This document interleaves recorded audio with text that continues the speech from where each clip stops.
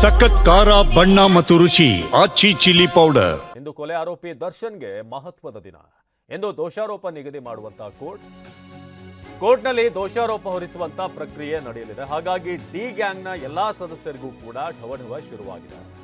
ಎಲ್ಲರ ಚಿತ್ತ ಈಗ ಕೋರ್ಟ್ನತ್ತ. ಸದ್ಯ ಜೈಲಿನಲ್ಲಿರುವಂತಹ ದರ್ಶನ್ ಹಾಗೂ ಆ ಗ್ಯಾಂಗ್ ರೇಣುಕಾಸ್ವಾಮಿಯ ಕೊಲೆ ಕೇಸ್ನ ಆರೋಪ ಹೊತ್ತಿರುವಂತಹ ಗ್ಯಾಂಗ್ A1 ಪವಿತ್ರ ಗೌಡ ಸೇರಿದ ಹಾಗೆ A2 ದರ್ಶನ್ ಎಲ್ಲ 17 ಆರೋಪಿಗಳು ಕೂಡ ಕೋರ್ಟ್ಗೆ ಹಾಜರಾಗಬೇಕು ಅಂತ ಸ್ಪಷ್ಟವಾಗಿ ತಿಳಿಸಿದ್ದಾರೆ. ಆರೋಪಗಳನ್ನು ಅವ್ರ ಮೇಲೆ ಇರುವಂಥ ಆರೋಪಗಳನ್ನು ಎಲ್ಲರಿಗೂ ಕೂಡ ಓದಿ ಹೇಳಲಿರುವಂಥ ಜಡ್ಜ್. ಕೋರ್ಟ್ನಲ್ಲಿ ದೋಷಾರೋಪ ಹೊರಿಸುವಂಥ ಪ್ರಕ್ರಿಯೆ. ಆರೋಪ ನಿರಾಕರಿಸಿದ್ರೆ ಸಾಕ್ಷ್ಯ ವಿಚಾರಣೆ ಆರಂಭ ಆಗುತ್ತೆ. ಡಿ ಗ್ಯಾಂಗ್ಗೆ ಈಗ ಢವಢವ ಶುರುವಾಗಿರೋದು. ಆರೋಪಗಳನ್ನು ಒಪ್ಪಿಕೊಂಡ್ರೆ ಶಿಕ್ಷೆ ವಿಧಿಸ್ಬೋದು. ಹೌದು ನಾವು ಮಾಡಿದ್ದೀವಿ ಅಂತ ಏನಾದರೂ ಒಪ್ಪಿಕೊಂಡ್ರೆ ಶಿಕ್ಷೆ ವಿಧಿಸ್ಬೋದು. ಇಲ್ಲ ನಾವು ಮಾಡಿಲ್ಲ ಅಂತಂದರೆ ಆಗ ಸಾಕ್ಷಿಗಳ ವಿಚಾರಣೆ ಮತ್ತೆ ಶುರುವಾಗುತ್ತೆ, ಮತ್ತೆ ಆರಂಭ ಆಗುತ್ತೆ. ಆರೋಪ ಸುಳ್ಳಂತ ನಿರಾಕರಿಸುವಂಥದ್ದೇ ಹೆಚ್ಚು. ಸಾಕ್ಷಿಗಳ ಪಟ್ಟಿ ಆಧರಿಸಿ ವಿಚಾರಣೆಯ ದಿನಾಂಕವನ್ನು ನಿಗದಿ ಮಾಡಲಾಗುತ್ತೆ, ಮತ್ತೆ ವಿಚಾರಣೆ ನಡೆಯುತ್ತೆ. ಸಾಕ್ಷಿಗಳನ್ನ ಪಟ್ಟಿ ಏನು ಕೊಟ್ಟಿರ್ತಾರೆ ನ್ಯಾಯಾಲಯಕ್ಕೆ ಅದರ ಮೇಲೆ. ಈ ಬಗ್ಗೆ ನಮ್ಮ ಪ್ರತಿನಿಧಿ ರಮೇಶ್ ಹೆಚ್ಚಿನ ಮಾಹಿತಿಯನ್ನು ನೀಡ್ತಾರೆ. ರಮೇಶ್, ಇವತ್ತು ಈ ದೋಷಾರೋಪ ಹೊರಿಸುವಂಥ ಒಂದು ಪ್ರಕ್ರಿಯೆ ನಡೆಯುತ್ತೆ. ಏನೆಲ್ಲ ನಡೆಯಲಿದೆ, ಜೊತೆಗೆ ಸಾಮಾನ್ಯವಾಗಿ ಕೇಸ್ಗಳಲ್ಲಿ ಹೇಗೆ ನಡೆಯುತ್ತಿದ್ದು, ಮುಂದೆ ಏನಂತ ವಾಟ್ ನೆಕ್ಸ್ಟ್ ಏನು ನಿರೀಕ್ಷೆ ಮಾಡ್ಬೋದು ರಮೇಶ್? ಅವಿನಾಶ್, ದರ್ಶನ್ ಕೇಸ್ನಲ್ಲಿ ಅಥವಾ ಯಾವುದೇ ಕ್ರಿಮಿನಲ್ ಕೇಸ್ನಲ್ಲಿ ಫ್ರೇಮಿಂಗ್ ಆಫ್ ಚಾರ್ಜಸ್ ಅಥವಾ ದೋಷಾರೋಪ ಹೊರಿಸುವ ಪ್ರಕ್ರಿಯೆ ಏನಿದೆ ಇದು ಬಹಳ ಮಹತ್ವದ ಪ್ರಕ್ರಿಯೆ ಆಗಿರುತ್ತೆ. ಯಾಕೆ ಅಂತಂದರೆ ಇದುವರೆಗೂ ಪೊಲೀಸ್ ಇನ್ವೆಸ್ಟಿಗೇಷನ್ ನಡೆಸಿರುತ್ತೆ. ಪೊಲೀಸ್ ಇನ್ವೆಸ್ಟಿಗೇಷನ್ ಆದ ನಂತರ ಕೋರ್ಟ್ಗೆ ದೋಷಾರೋಪ ಪಟ್ಟಿಯನ್ನು ಸಲ್ಲಿಸಿರುತ್ತೆ. ಕೋರ್ಟು ಆ ಎಲ್ಲ ದೋಷಾರೋಪ ಪಟ್ಟಿ ಅಂದರೆ ಆರೋಪ ಪಟ್ಟಿ ಚಾರ್ಜ್ ಶೀಟಲ್ಲಿ ಏನೇನಿದೆ ಆ ಎಲ್ಲ ಎವಿಡೆನ್ಸ್ಗಳನ್ನು ಕಲೆ ಹಾಕಿ ಅದನ್ನು ನೋಡಿ ಪರಿಶೀಲನೆ ಮಾಡಿ ಅದನ್ನು ಆಧರಿಸಿ ಚಾರ್ಜಸನ್ನು ಫ್ರೇಮ್ ಮಾಡುತ್ತೆ. ಅಂದರೆ ಪ್ರತಿ ಆರೋಪಿಗೂ ಕೂಡ ಆತ ಏನು ತಪ್ಪು ಮಾಡಿದ್ದಾನೆ ಅನ್ನೋದನ್ನು ಓದಿ ಆತನಿಗೆ ತಿಳಿಸಿ ಆತ ತಪ್ಪು ಮಾಡಿದಾನ ಇಲ್ವಾ ಅಂತ ಆತನಿಂದ ಮಾಹಿತಿ ಪಡ್ಕೊಳ್ಳುವಂಥ ಪ್ರಕ್ರಿಯೆ ಇದು. ಹೀಗಾಗಿ ಕೋರ್ಟು ಆ ಎಲ್ಲ ಸಾಕ್ಷ್ಯಾಧಾರಗಳನ್ನು ಆಧರಿಸಿ ಚಾರ್ಜಸನ್ನು ಫ್ರೇಮ್ ಮಾಡುತ್ತೆ. ಅಂದರೆ ಇಂಥ ಈಗ ಉದಾಹರಣೆಗೆ ದರ್ಶನ್ ಕೇಸ್ನಲ್ಲಿ ದರ್ಶನ್ ಆ ದಿನ ಅಲ್ಲಿಗೆ ಹೋಗಿ ಅಂದರೆ ಶೆಡ್ಗೆ ಹೋಗಿ ಆತನ ರೇಣುಕಾಸ್ವಾಮಿ ಮೇಲೆ ಹಲ್ಲೆ ಮಾಡಿ ಹೊಡೆದಿದ್ದಾನೆ ಅನ್ನೋವಂಥ ಆರೋಪ ಇದೆ. ಇದ್ರ ಬಗ್ಗೆ ನೀವೇನು ಹೇಳ್ತೀರಾ ಅಂತೇಳಿ ದರ್ಶನ್ನೇ ಕೋರ್ಟ್ ಪ್ರಶ್ನೆ ಮಾಡುತ್ತೆ.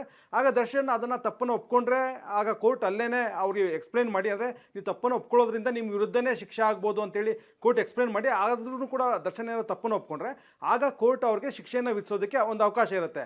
ಆದರೆ 99.9% ಅಥವಾ 100% ಕೇಸ್ಗಳಲ್ಲೂ ಕೂಡ ಯಾವುದೇ ಆರೋಪಿ ತನ್ನ ತಪ್ಪನ್ನು ಒಪ್ಕೊಳ್ಳಲ್ಲ. ಬದಲಾಗಿ ಕೋರ್ಟ್ ಏನು ಪ್ರಶ್ನೆಗಳನ್ನು ಕೇಳುತ್ತೆ ಅಂದರೆ ನಿನ್ನ ಮೇಲೆ ಈ ಥರ ಆರೋಪ ಇದೆ, ಏನು ಹೇಳ್ತೀಯ ಅದಕ್ಕೆ ಅಂತೇಳಿ ಪ್ರಶ್ನೆ ಮಾಡಿದಾಗ ಆರೋಪಿ ಅದನ್ನು ನಾನು ತಪ್ಪು ಮಾಡಿಲ್ಲ ಅಂತೇಳಿ ತಪ್ಪು ಒಪ್ಕೊಳ್ದೇ ಇರುವಂಥ ಸಾಧ್ಯತೆನೇ ಹೆಚ್ಚು.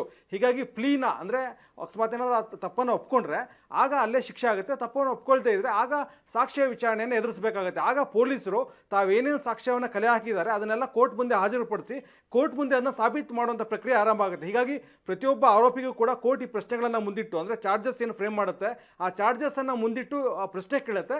ಆಗ ಆರೋಪಿ ಏನು ಹೇಳಿಕೆಯನ್ನು ಕೊಡ್ತಾರೆ ಅದನ್ನು ಕೂಡ ಕೋರ್ಟ್ ದಾಖಲಿಸಿಕೊಂಡು ಆನಂತರ ಸಾಕ್ಷ್ಯ ವಿಚಾರಣೆಗೆ ದಿನಾಂಕ ನಿಗದಿ ಮಾಡುತ್ತೆ. ಪ್ರತಿಯೊಬ್ಬ ಆರೋಪಿಗೂ ಕೂಡ ಇದೇ ರೀತಿ ಪ್ರಶ್ನೆಯನ್ನು ಕೇಳಿ ಚಾರ್ಜಸ್ ಫ್ರೇಮಿಂಗ್ ಅಂದರೆ ದೋಷಾರೋಪ ಹೊರಿಸುವಂಥ ಪ್ರಕ್ರಿಯೆಯನ್ನು ನಡೆಸುತ್ತೆ.